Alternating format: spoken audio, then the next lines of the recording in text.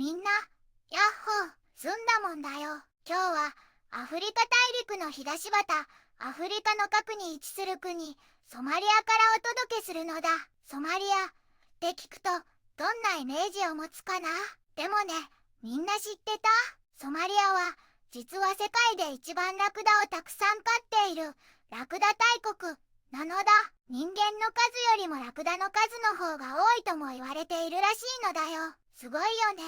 さて、そんなソマリアから今日は3つのニュースを紹介していくのだ。中でも特に注目なのが3つ目のニュースなのだ。ハッサン・シェイク大統領、モガディシュで著名なクルアーン農省シャーブディラシド、アリ・スフイ氏と会談という記事なのだ。なんと、大統領が有名なクルアーン農省者と会ったんだって。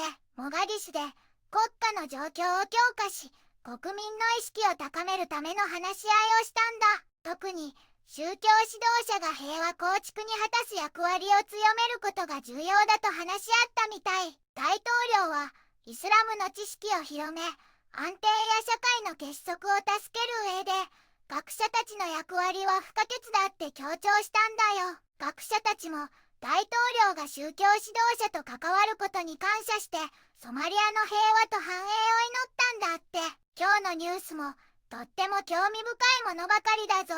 この動画が面白いと思ったら、ぜひ高評価とチャンネル登録をお願いするのだ。それでは、ソマリアの魅力と最新ニュース、一緒に見ていくのだ。アフリカの核に位置するソマリアなのだ。首都はモガディシュなのだ。かつてはイタリアとイギリスの保護領だった歴史を持ち、現在は大統領制の共和国なのだ。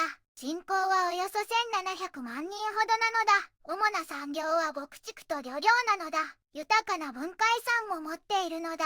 最近は残念ながら海賊問題や紛争が注目されることが多いけれど、復興への努力も続いているのだ。一つ目のニュースなのだ。モガディシュ初の地方議会選挙に向け有権者カードの発行を開始という記事なのだ。モガディシュでついにボーターカードの配布が始まったのだ。これは長年争いや混乱が続いてきたこの町で地方議会選挙への大きな一歩なのだ。すでにいくつかの地区で配布が始まっていて、多くの市民が自分の声を聞かせるために投票権を行使するためにカードを受け取りに来ているのだ。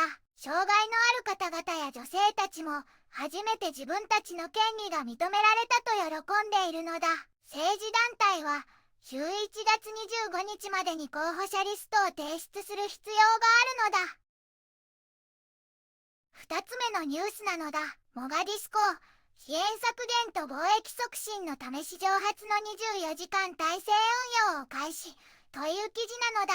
モガディス港が24時間体制になったのだ。これで遅延が減って貿易がもっと盛んになるのだ。港の設備も新しくなって船の待ち時間も少なくなるはずなのだ。政府もこの取り組みを応援していて、国の経済がもっと良くなるように頑張っているのだ。港の担当者さんもこれで街の渋滞も少しはマシになるって言ってたのだ。3つ目のニュースなのだ。ハッサン・シェイク大統領、モガディシュで著名なクルアーン農省シャーブディラシド、アリ・スフイ氏と会談という記事なのだ。大統領が有名なクルアーン農省者と会ったのだ。モガディシュで国家の状況を強化し、国民の意識を高めるための話し合いをしたのだ。特に宗教指導者が平和構築に果たす役割を強めることが重要だと話し合ったのだ。大統領はイスラムの知識を広め、安定や社会の結束を助ける上で、学者たちの役割は不可欠だと強調したのだ。学者たちは国民の理解を深め、道徳的な価値観を強め、社会の精神的な構造を守る上で影響力があるのだ。学者も大統領が宗教指導者と関わることに感謝し、ソマリアの平和と繁栄を祈ったのだ。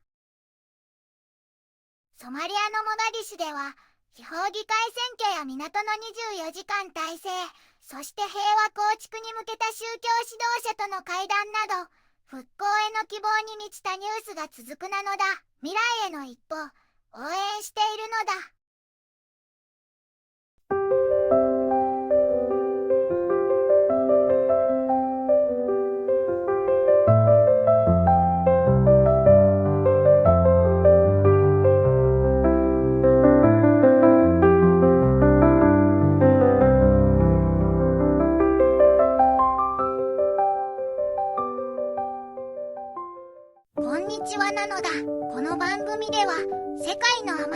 れていない国や地域からちょっと不思議でちょっと感動するニュースをお届けするのだ。